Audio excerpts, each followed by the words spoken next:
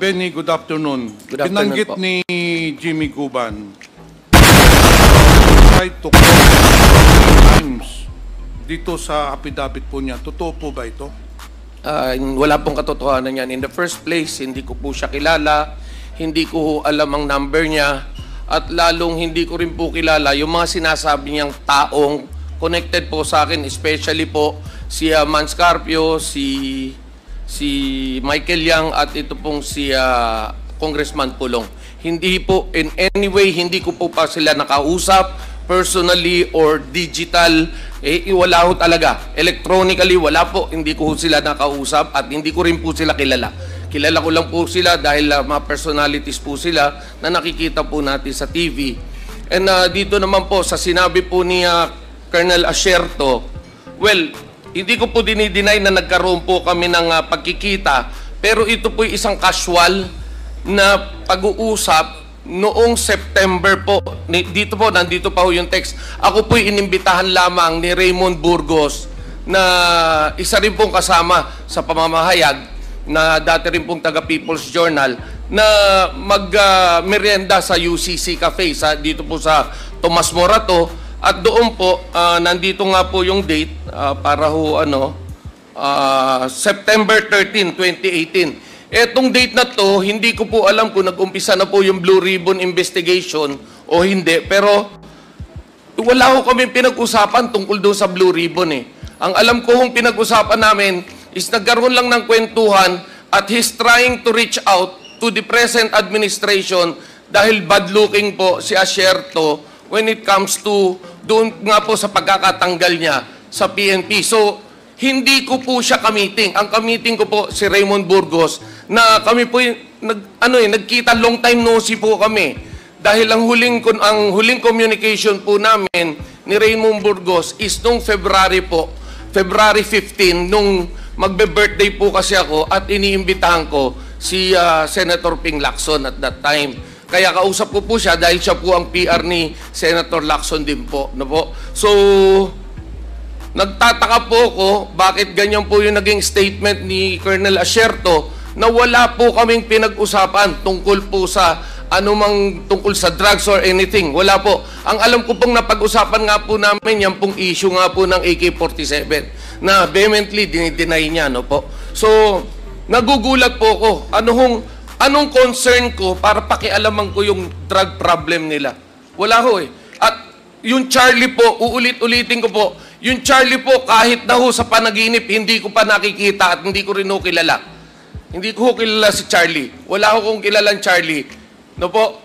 Mr. Chair, okay na yun. Okay, salamat po. Ngayon, Benny, tanong ko, kilala mo ba itong si Miss Mangawang ng Bureau of Customs? Opo. Kilala ko. Official po siya ng Bureau of Customs. Nasaan na po ito ngayon?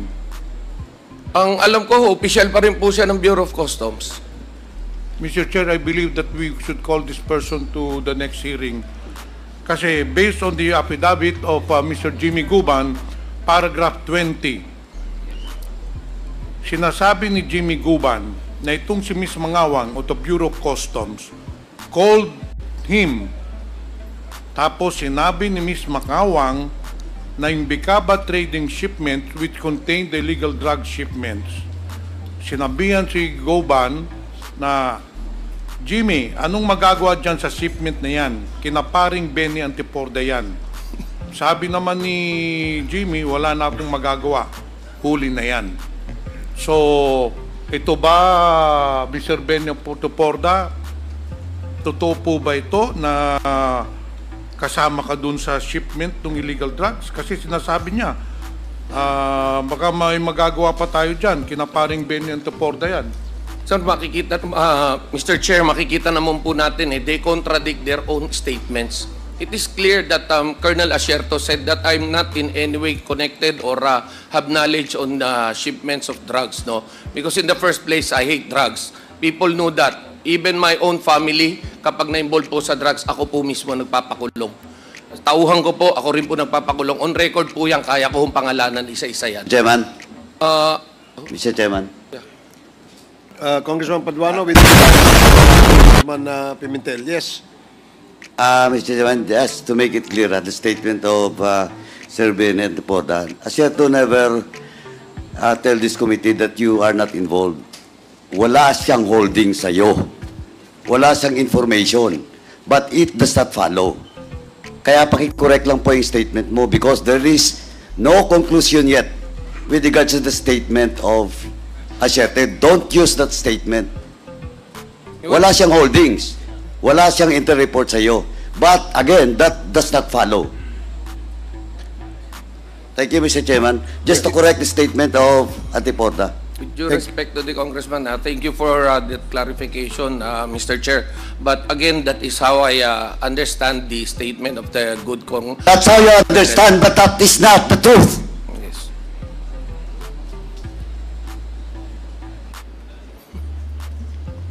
Kasi as if the statement of Asierto, parang wala kang kinalaman, but that is not conclusive.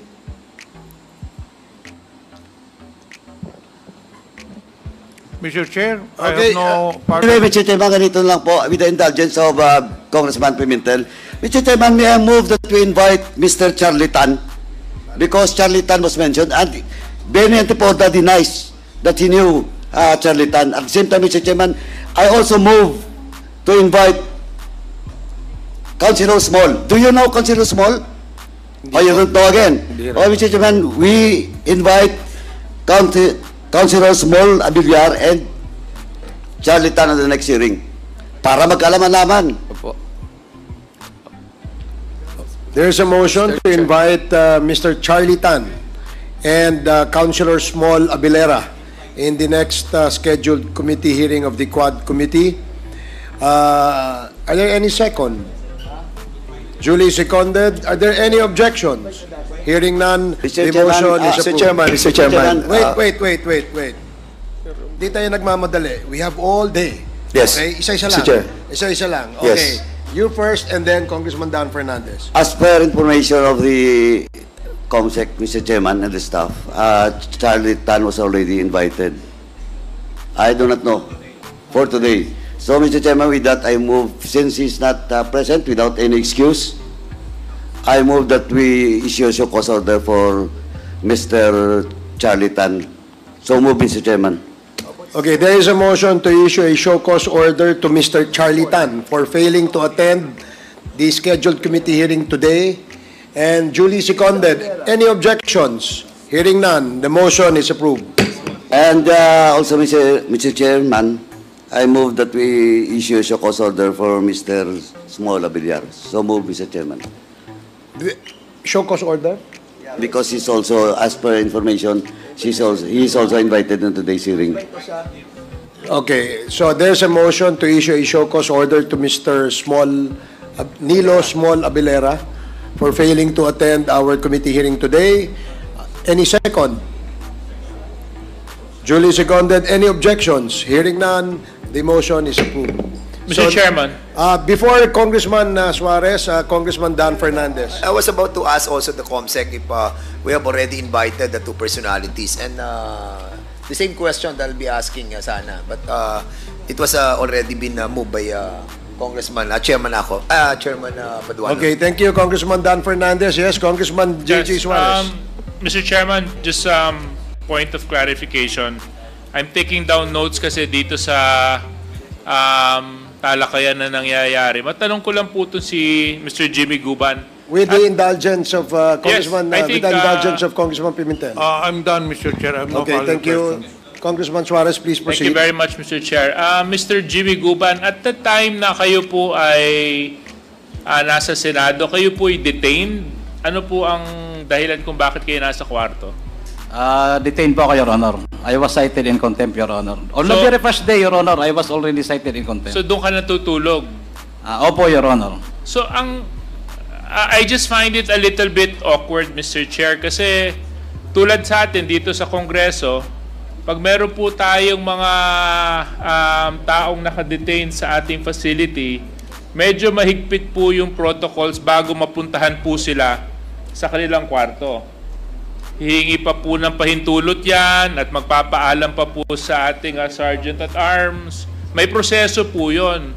So matanong ko lang si Mr. Paul Gutierrez, Mr. Gutierrez, you admitted that you went to the room of Mr. Jimmy Guban. Is that correct? Yes, Mr. Chairman.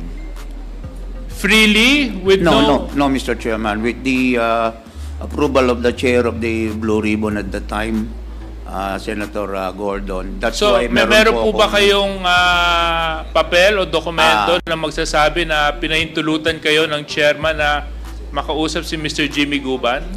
Wala po, Mr. Chairman. Pero at that time po, So, paano po namin malalaman na nagsasabi po kayo ng katotohanan na talagang pinayagan kayo na kausapin si Jimmy Guban? Well, Mr. Chairman, siya na nga po ang nagsabi na may kasama po kung... Hindi. Ang tanong ko po ay paano po kami maniniwala na pinayagan po kayo ni Chairman Richard Gordon para makausap si Jimmy Guban? Kasi sinabi po ninyo, pinayagan kayo. Opo, So pag opo. pinayagan kayo, may dokumento po yun. Verbal lang po yun, Mr. Chairman eh. Mga... ay go visit out, tingnan ko lang kung ano talaga ang sitwasyon. And is this a practice that No, you no, regularly do to all detained persons in the Senate? Hindi naman po, Mr. Chairman. Parang, kasi nga, very brief lang naman po yung ano. So it's not a regular No, it's not hindi a po. regular practice you do. Hindi po, parang humingi lang po ako ng pabor, gano'n, ay napagbigyan Hindi. naman po. Okay, so humingi ka ng pabor at hindi regular practice na ginagawa mo na po. Hindi po. O, kung hindi sa regular practice, bakit parang napaka-special naman at hindi mo talagang ginagawa kasi lang para kay Jimmy Guban, humingi ka ng pahintulot sa chairman para lang makausap siya. What makes Jimmy Guban so special from all those that were previously detained in the Senate that you actually went out of your way, went to the chairman of the Blue Ribbon, asked for permission to go see Mr. Guban, and went to go see Mr. Guban? What was so special about Mr. Guban that you had to exercise all this effort just to go see him? Mr. Chairman, again, as I've stated, as a reporter, curious po kung malaman yung Hindi, alam mo, Mr. Gutierrez, Apo. kung sasabihin mo po sa akin na curious ka lang sa kalusugan niya, ang dami pong nakukulong dyan sa Senate at dami din na sa citing contempt. Hindi ka rin ba curious sa lahat ng katayuan ng kalusugan ng lahat na nakukulong doon sa detention facility nila? Inamin mo lang ngayon, kay Mr. Guban mo lang po ginawa yun eh. Yun ang hindi ko po masyado maintindihan doon. Pagpamanin po ninyo, Mr. Chairman, kung I'm creating a very negative impression, baka po inisip ninyo. No. I'm just trying to see it as the way it is. You admitted that it's not a regular practice for you to go see detained individuals. However, in the case of Mr. Guban, you went to go see the senator, the chairman, which is not easy to do. Humingi ka ng pahintulot, nakausapin siya, binigyan ka ng pahintulot, sinamahan ka, at si Mr. Guban ang kinausap mo. Kasi lang hindi mo talaga ginagawa ito eh. Ang hindi ko po masyado maintindihan, bakit sa lahat ng mga tao na nandoon, na nakukulong, na nasa citing contempt, kay Mr. Guban mo lang po na ginawa yun. Yun lang po ang hindi ko masyado maintindihan. I understand, Mr. Chairman, pero at that time po kasi particular po yung ibang, kumbaga po yung kaso kasi masarap pong sundan eh. When you're there from the day one, di po ba yung panahon po na Ganito na lang, tapusin ano na lang natin yung kwento sa may interest ka sa kaso, gano'n. Maganda po yung kaso. Maganda yung kaso. Maganda po yung kaso. In fact, dala ko po rito, Mr. Chairman, with your kind permission, and I believe I've already submitted all of the articles I wrote at the time dito po sa atin pong secretariat. Pamanin na lang po kung kukunti po ang dala ko pong kopya ngayon. And from there, you will also see na hindi po malabong magalit po sa akin si Mr. Guban at magtanim siya ng galit hanggang ngayon sapagkat wala naman po talagang akong naisulat na maganda po hinggil sa kanyang mga ginawa at mga pangyayari sa customs ng mga panahon na. Anyway, yun lang po, Mr. Gutierrez, ang tinatahi ko lang po dito sa mga notes na ginagawa ko. Opo. Kasi doon sa kwento na nangyayari, yun lang po yung hindi ko masyado matugma. Parang special case lang po itong si Mr. Jimmy Guban. So, Mr. Jimmy Guban, other than Mr. Gutierrez, Was there any other personality that went to go visit you while you were detained at the Senate facility? No, except my family, Your Honor. So maliban sa pamilya mo, si Mr. Gutierrez lang. Your Honor, siya lang. Then the later part, Your Honor, inalaw naman na yung iba ko. Of course, yung lawyers, then other relatives. Okay. Maraming salamat. Yun lang po, Mr. Chair. I just wanted to get that clear. Thank you very much. Mr. Chair. Mr. Chair. Very, very quick. yes, With the indulgence of Congressman Congresswoman Jinky. Yes, please proceed. Yeah, very, very quick. In relation to the question of DSJJ, I'd like to ask Jimmy Guban. Jimmy, matatandaan mo ba ilang minuto o ganong katagal yung pagbisita sa'yo ni Mr. Paul Gutierrez? Your Honor, few minutes lang ho. Few minutes? Okay. Mr. Paul, Mr. Chair, I'd like to ask Mr. Paul Gutierrez, following the logic, the line of questioning of DSJJ, sabi mo, you went beyond to source out your information because maganda para sa yung story niya. So, you were there as to what? Just simply ask him his condition, di ba? Tama po ba yung pagkarinig ko? One of among the things, Mr. Chairman, na Were you trying to do a exclusive interview with Jimmy Guban? Opo, Mr. Chairman. That in fact, wait lang. in my... So, yes. Thank you, Mr. Chairman. Okay. Go ahead po. Di ba, as a media practitioner, it takes some time to require o to nakadetain po siya, di ba? Opo. You should, hindi ba, so ibig sabihin parang ano po yung pagbigay sa iyo ng permit na bisitahin si Jimmy Guban? Did you ever mention to the chairman, for example, that you will be seeking an exclusive interview with Jimmy Guban? Ang natatandaan ko pong sinabi ko po is, Sen, baka pwede ko bang masilip si Guban no? Tingnan ko nga kung totoo bang Well, may sakit to. that would constitute lying to the chairman of the Blue Ribbon Committee. If you are indeed, wait lang, if you are indeed seeking for an exclusive interview, it will take more time than ilang minutes ba ang Jimmy Guban yung ano mo? Your Honor, few minutes. Few minutes. Opo. So ibig sabihin, now you're telling me that you are trying to seek an exclusive one-on-one interview with Jimmy Guban kasi masyadong masarap sa'yo, sa word mo, masarap ang istorya, and yet hindi mo sinabi sa chairman ng Blue Ribbon Committee na yun ang gagawin mo, and yet hindi mo sinabi dito sa committee na ito. Ang sinabi mo originally is gusto mo lang bisitahin si Jimmy Guban dahil gusto mo lang malaman kung ano yung kalagayan niya. As I mentioned, Mr. Chairman, curious nga po ako sa ano, not No, but I presume that as a experienced media practitioner, Opo. you went beyond your call of duty. Dapat ho pag ang beat ninyo is Senate, in fact dapat satisfied ka na kung ano yung mga testimonies nila kino-cover niyo sa Senate while they're doing the investigation We also have a House Media Corps here.